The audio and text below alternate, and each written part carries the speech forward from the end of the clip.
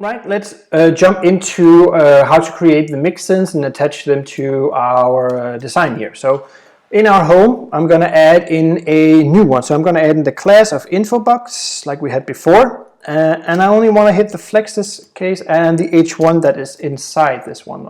So up here, only that one, right? And then this one, I'm going to create a mixin. Well, I'm not going to create the mixin here. I'm going to create that in my main file here and then use this mixin from within this one. So I can reuse this mixin anywhere I want, really. Let's go to our main over here. Right now this is sort of empty, so I'm just gonna put this down here. And how we do mixins is just add sign and mixin and then rename it whatever we want. So we want to do info box underscore. If I do it right, this keyboard is messing up everything. And this is like the structure of my mixin, so very similar to a standard function, a JavaScript function or whatever function in most languages. And in this one, we want to pass in some different parameters or arguments in here. So we're going to set up what we need it to do. And one of the things we want to do, we want to add the border to it. And we also want to add a padding to it. And we also want to add a margin bottom, so we move it a little bit around. And we want to add a color to it. So this is the things we want to send through our page here, right? And I actually forgot something with my border. No, I didn't. So border is consisting of the width or the thickness, like 1 pixel of the border, if it's solid, and what color it should be. So the first thing I want to pass in is a border radius. Like this, and then I want to, it's always going to be solid in this case, so I don't want to create a variable for that. And I want to use border color for this one, the variable here. And in my padding, I want to use one called padding, and I want to use one here called margin bottom. And guess what? I want to use one called color here. So these are the border here. These are the variables I want to send or change with my mixins, right? So up here I'm just gonna basically copy these so it knows, and it has to be in the correct order. So border radius, the first one, this is the second one it passes in, so make sure that the order is correct. And then the next one is padding, and we paste that in as well. And then we have margin bottom, and then we have colors here. So now we have all our parameters ready and set up. Let's click a save. Let's see if it breaks. Hopefully it doesn't.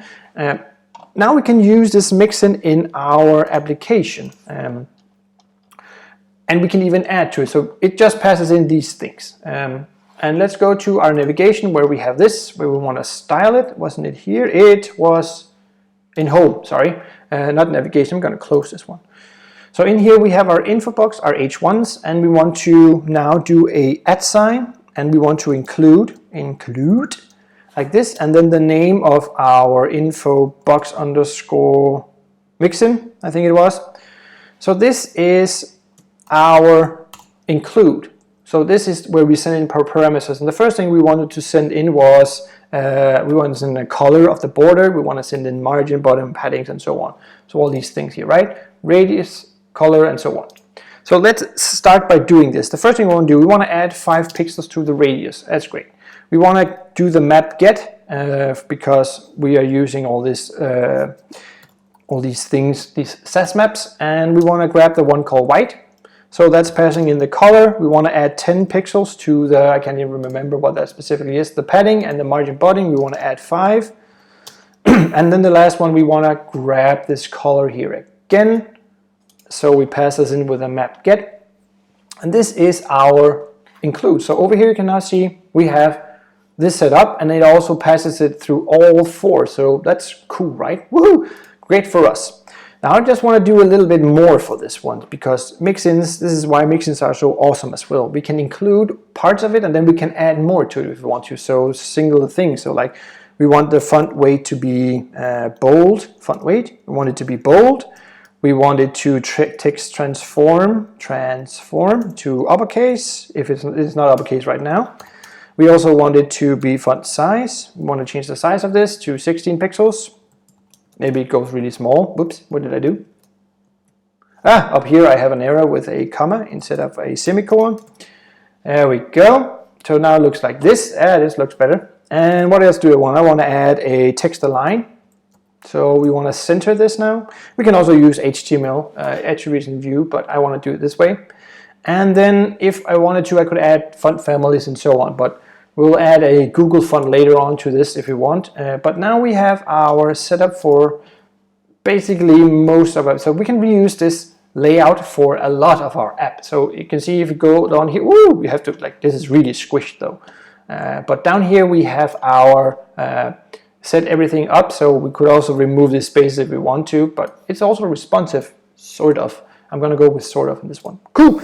All right, in the next video we'll continue with our app.